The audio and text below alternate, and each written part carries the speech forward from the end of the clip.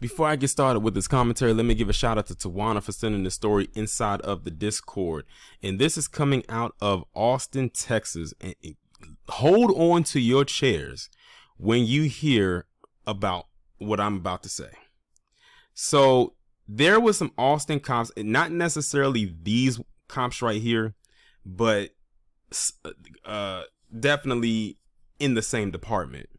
They said that back in 2020, there was, during the BLM protests and everything like that, I guess that had to be around George Floyd, because that's when the world was pretty much was really on one accord. Shockingly, I'll never forget it.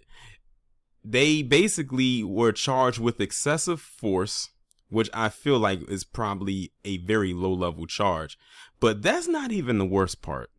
The worst part is that they were released on a $1, as in singular, dollar bond.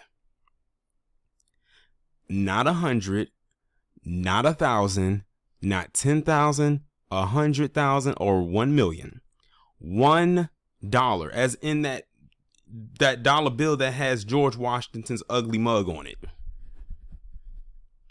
Are you for real? That is a whole joke. I shouldn't even be surprised by this, but $1? Wow. It's that easy. Well, for some, it's that easy. But let me go ahead and get into it.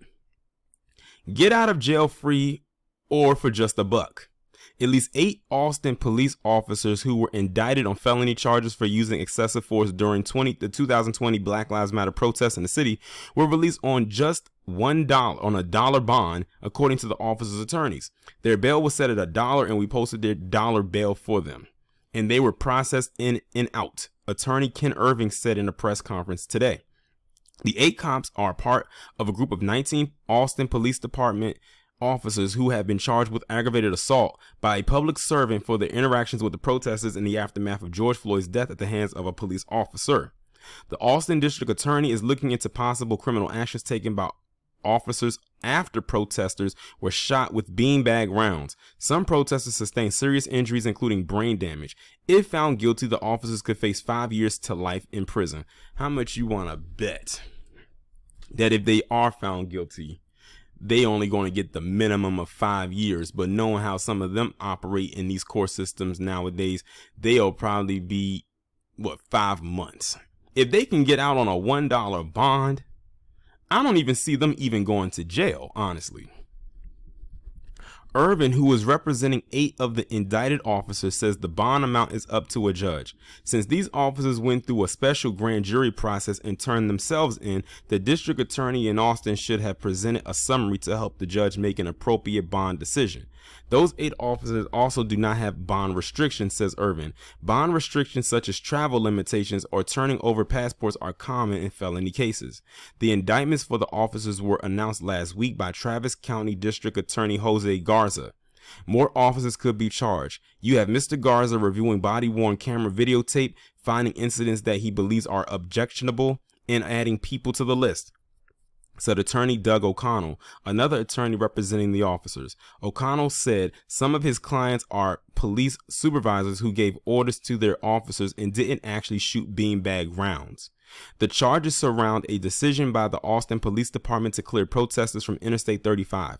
Attorneys for the officers say the entire chain of command up to the chief of police supported the use of non-lethal weapons such as beanbag rounds to herd protesters away from the interstate. These aren't rogue officers doing what they wanted to do, said Irvin. The city of Austin has settled with 2 injured protesters in agreements totaling $10 million. The Austin Police Department has also banned the use of bean bag rounds.